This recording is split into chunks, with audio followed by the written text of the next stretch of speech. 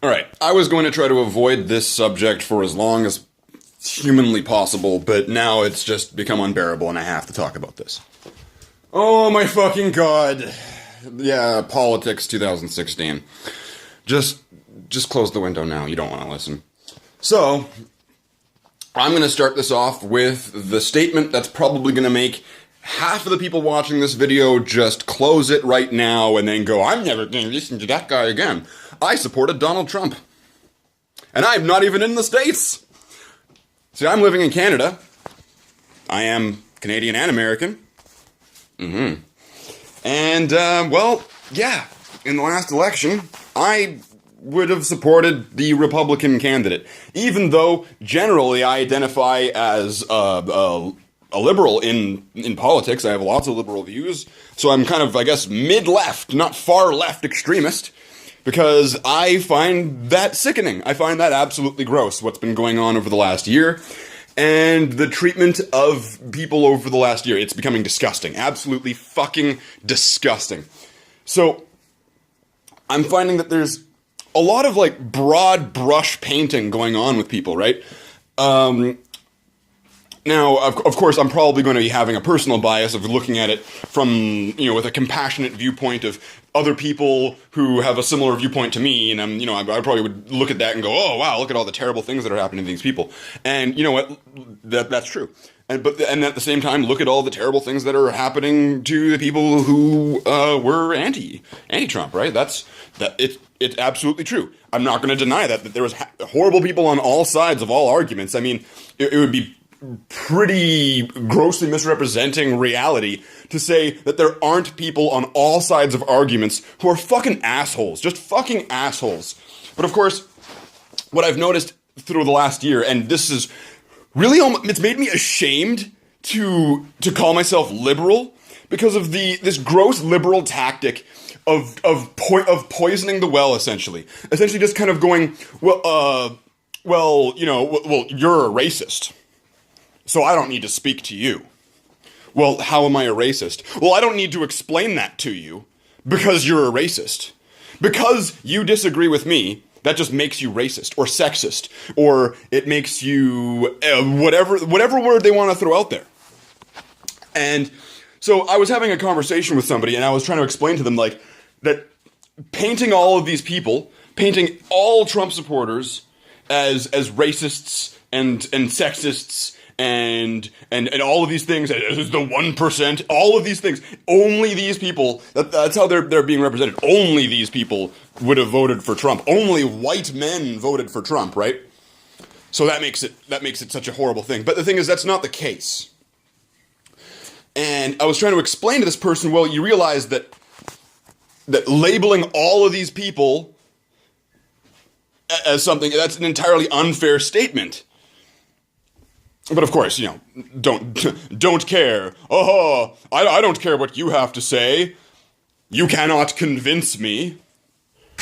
And that's this thing that I'm finding is more common and that you're having to face, where it's kind of this, don't try to convince me otherwise. I will never change my opinion, regardless of what evidence comes forward. I'm going to hold my opinion firmly, with no possibility of it changing. As my opinion, as my perspective, is better, is superior than yours, because yours is clearly morally inferior because of all these different other taglines that I'm going to throw on. That's bigotry. That's intellectual bigotry. That's saying, my idea is better than yours, so you shut the fuck up, right? Or at least it leads to that point, where it goes, you know what? Your opinion shouldn't even be allowed to be said. We should silence your opinions because I disagree with them, and I'm going to label them as all of these different discriminatory things. So if you're going to silence these opposition views and then label them as all these things, that's fascism. That's censorship and fascism.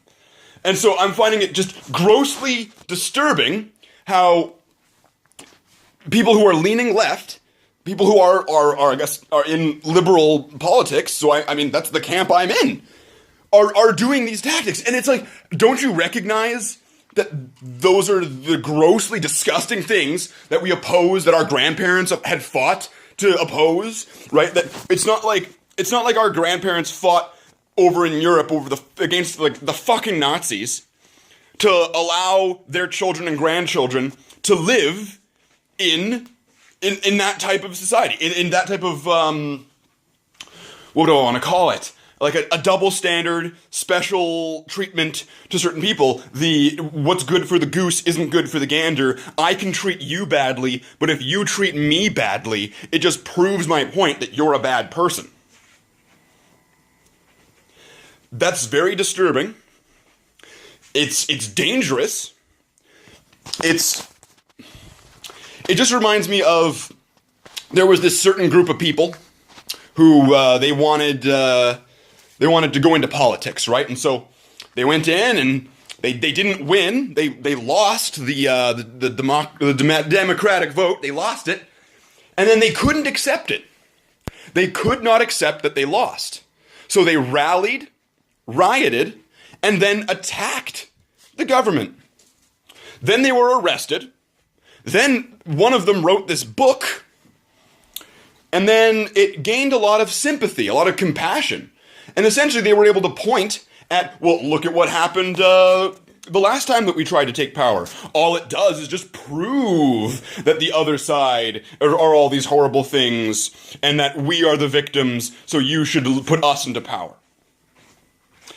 Yeah, if you were following and you knew what I was talking about, I am talking about Adolf Hitler and the Nazi Party. Yeah.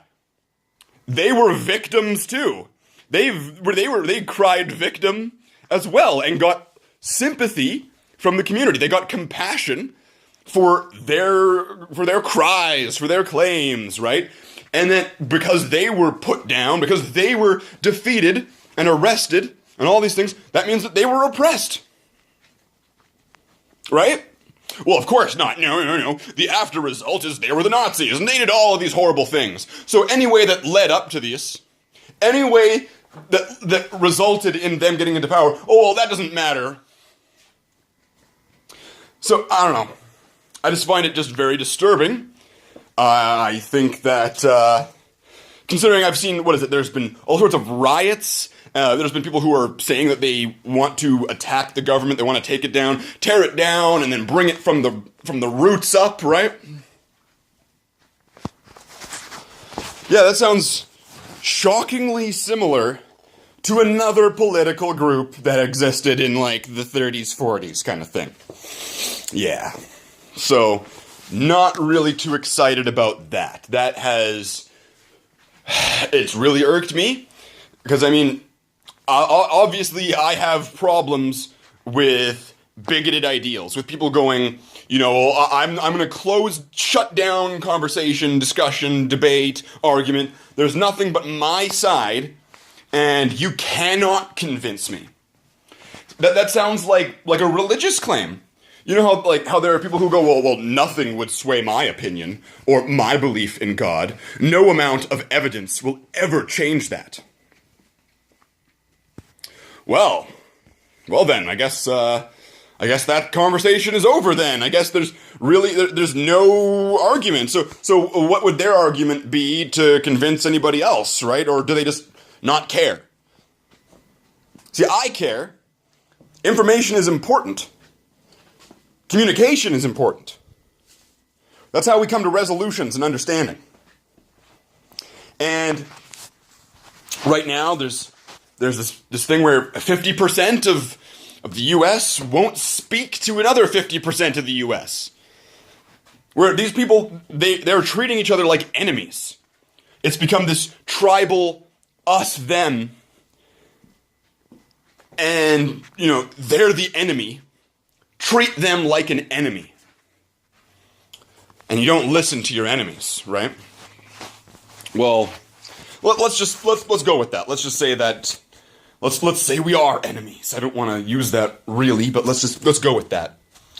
Well, true character, is, I would say, how you treat, it's shown how you treat your enemies. How you treat the lowest people. If you treat the people at the bottom with respect, how do you treat the people at the top? Shouldn't everybody get respect? Shouldn't everybody have that opportunity to be able to say their piece? Or really, are we just going to be going into this, I'm not listening kind of politics?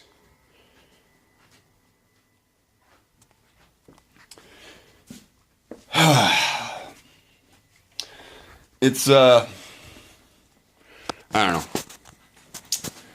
It's bothering me that people, I can see people in videos online, they're getting treated like this.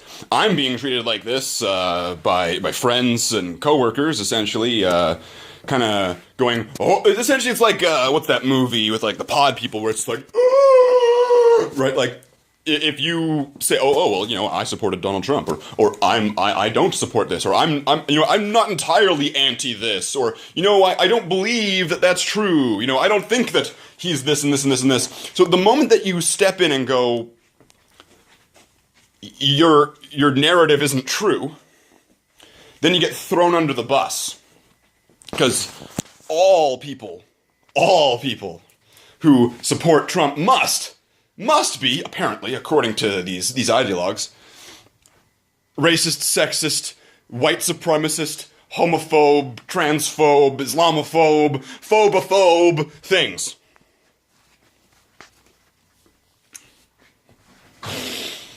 Right, because labeling an entire group of people as something is not discrimination.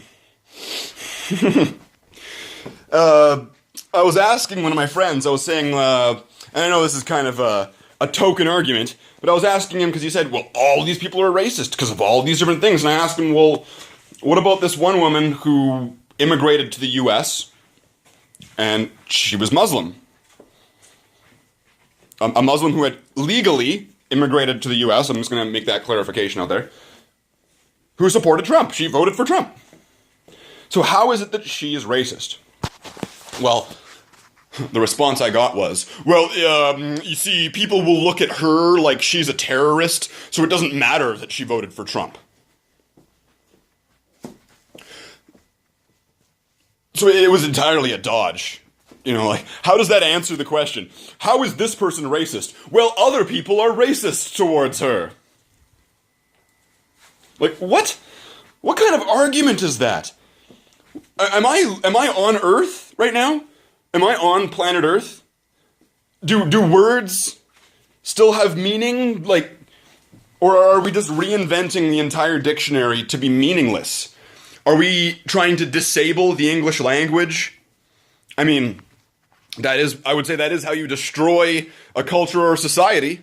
Shatter their language. Make it so they're unable to speak or communicate. Once you've done that, you've destroyed their culture and you've destroyed their people. We've seen it before. And I'm pretty sure that we've tried to not repeat that again because it was a horrible thing. Right?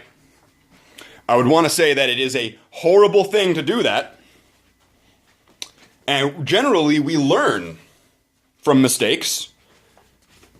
And from those mistakes, we learn not to repeat them. Right? Sorry, I'm kind of chank-ungering here. Right.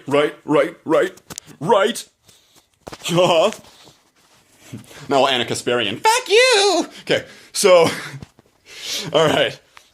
Enough with those references. So, in closing, I just kind of want to say that if you don't care about other people's arguments, then don't get offended when they say that you're a bigot. Because you've already admitted you don't care.